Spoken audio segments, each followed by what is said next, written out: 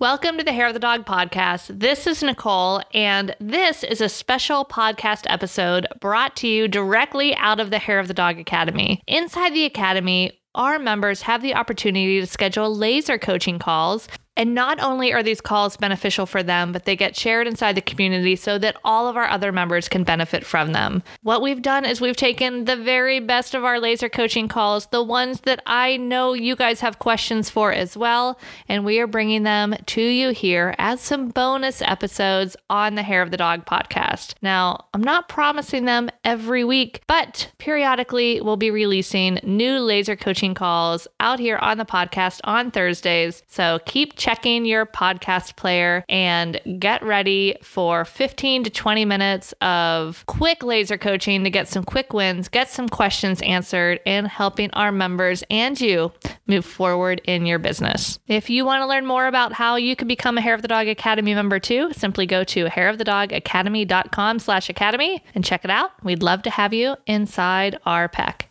Now stay tuned for the laser coaching. And when I say laser coaching, is it just me or do you picture little cats with laser beams too?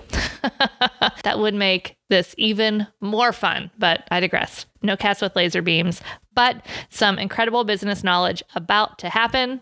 Enjoy.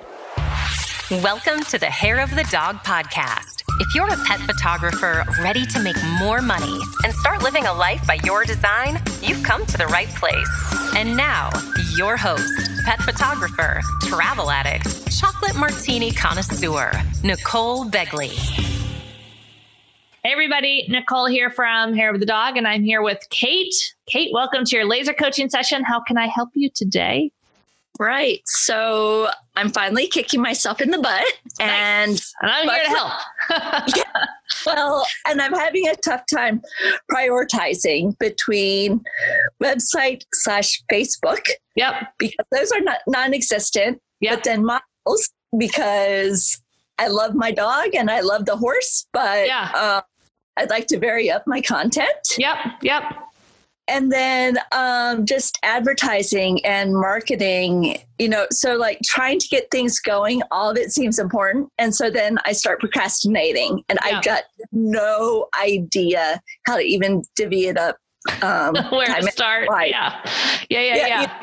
I know it's so overwhelming because there's so many things that we need to do. So do you have the like legality basics of your business started yet? Yes. Okay. So, perfect. Yep. I've done all the state. I've done all my state taxes. I've worked with my CPA. I've got a banking account. Okay. Awesome. Yeah. Do you have liability insurance? That's on my list of things to do for this week. I would definitely do that before you start doing model calls and stuff, just because you never know. And it's good to have because your homeowners and stuff won't cover business related claims. Okay. So, and it's usually, I think for me to have $1 million, it was like $170 a year. It's not a crazy amount. So that's definitely worth doing. And then also make sure that you have your contract ready, which there is one in the Academy under the Let's Get Our Legal Pups in the Row that you can, utilize. So then. And I did that. Well, what's that? Stuff was a lot easier than all this other stuff. You guys have some resources there. So, all right. And then for the other stuff that we need, we need a website, but you don't have to have the website before you do models, and you can kind of do those at the same time if you want to. What I would do is kind of make a list of what needs to happen. To have your business, to start marketing, have your business up and running, what needs to happen? We need to have our legal stuff in a row, which sounds like you mostly do. We need to have a basic website. It doesn't mean you need to flush out your entire website and have a 20-page website. It can be one long page where it's like, hey, here's some images. Here's about me. Here's how this works. Contact me. It can be as basic as that. And then you can add on to it in the future. And then to get regular clients too, you'll need to have some pricing in place. And just an idea of how you're going to do your sales.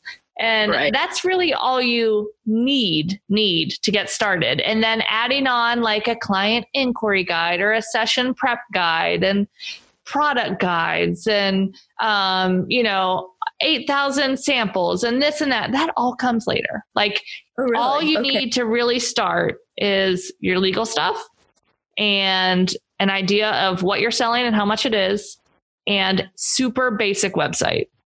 Okay.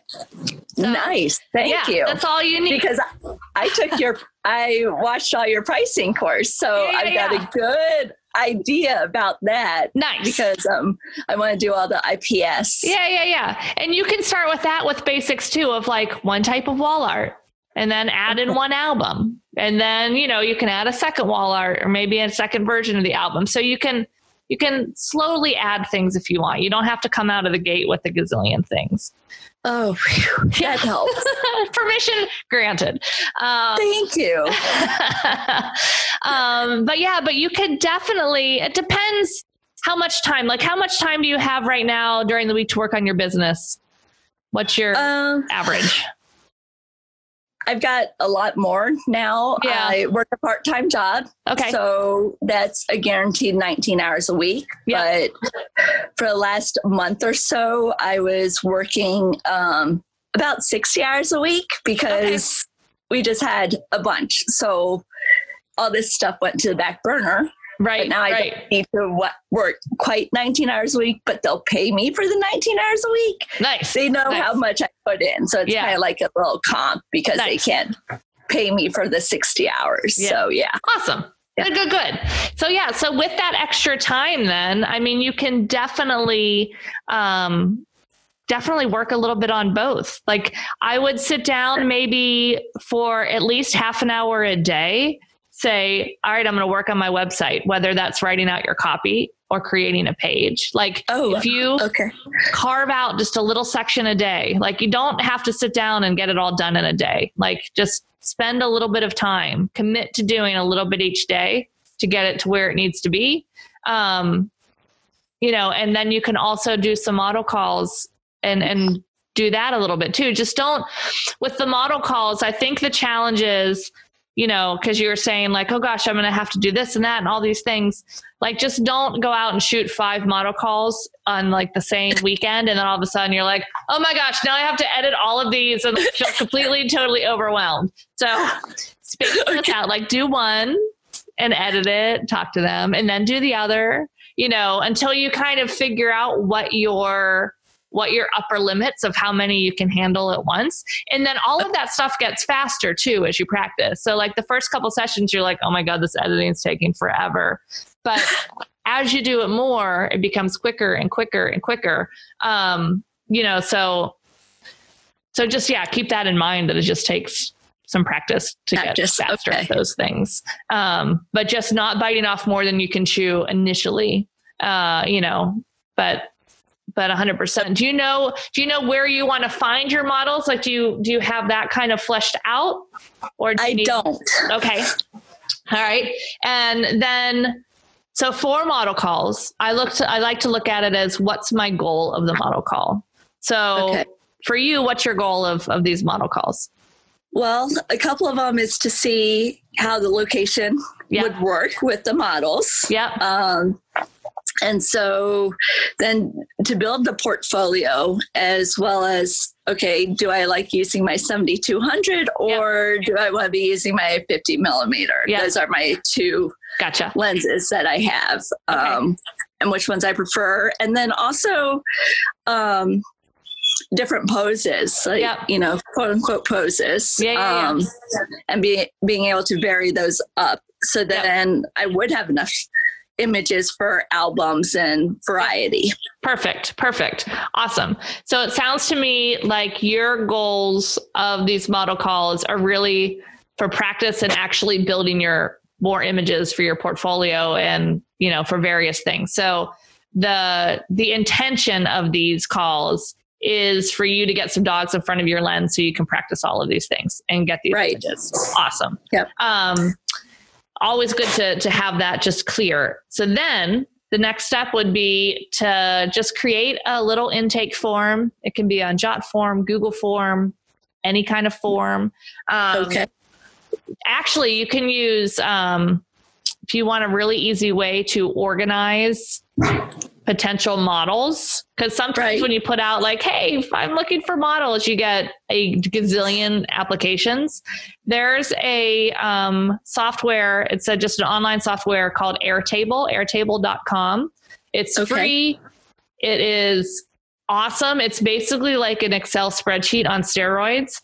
So you can create a spreadsheet with whatever you want information to gather. So like name, email, address, dog's name, dog's breed, a picture of the dog. They can upload, maybe just a quick behavioral, is your dog comfortable in new situations kind of thing. They fill out that form. You create the table in Airtable, and then you basically turn that into a form. So Airtable then creates a form that just says, here's a link. People go to that link, they see this form, they fill it out, and the form populates onto that Airtable. So then you can like search it and like give people like, yes, I want to use this as a model. Like, you can have a column where you assign them for different things. You can view the whole table via the files. So you can just like say, I want to see all the pictures at once, and it pulls up all the pictures of the dogs. So you can be like, I want to do that dog and that dog and that dog. It's awesome. So definitely check out Airtable. It's a great way to manage models, and the software is free. They have a paid version, but I used it quite a bit and never had to pay. So I think it's still free for all the stuff that you would need it for. And then just start kind of putting that out there, on your own social media channels. It doesn't need to be a business social media channel at this point. I would hold off on a business Facebook account until you have created a little basic website and you've had your kind of model calls and you're feeling good about the sessions you're holding, that you're like, okay, I feel like I'm ready to, I feel good with this. I feel like if somebody contacted me and wanted to pay me for a session, I feel good. And if you need feedback because sometimes we're not good at determining if we're ready or not, because we're too critical. So you can post in the group and ask us. We're happy to say, yes, that is sellable. That is amazing. Go. Nice. You can do the critique corner with Charlotte. She can give you good feedback there. So I would do that. I would just start with getting requesting some models, doing them one at a time, and working a little bit each day on my website. Awesome. Thank you so much. Yeah, I appreciate it. You're welcome. Any other questions? No, by the way, Liz is awesome. Oh, we love Liz so much. I love dealing with her. She's helped me out quite a bit. And then I finally got off my tush and I'm taking advantage of the stuff you guys offer, like the laser coaching. Like so. Exactly. Good. All right. Well, thank you, Nicole. Yeah, you're welcome. Right. Keep us posted in the group. I will. Okay, perfect. So, thank you. All right. Okay, bye. Thanks for listening to the Hair of the Dog podcast. If you want to check out the show notes for access to any of the links that we shared in this episode, as well as any additional resources, simply go to www.hairofthedogacademy.com/64, the number 6 and the number 4. Thanks for listening to this episode of Hair of the Dog podcast. If you enjoyed this show, please take a minute to leave a review. And while you're there, don't forget to subscribe so you don't miss our upcoming episodes. One last thing, if you are ready to dive into more resources, head over to our website at www.hairofthedogacademy.com. Thanks for being a part of this pet photography community.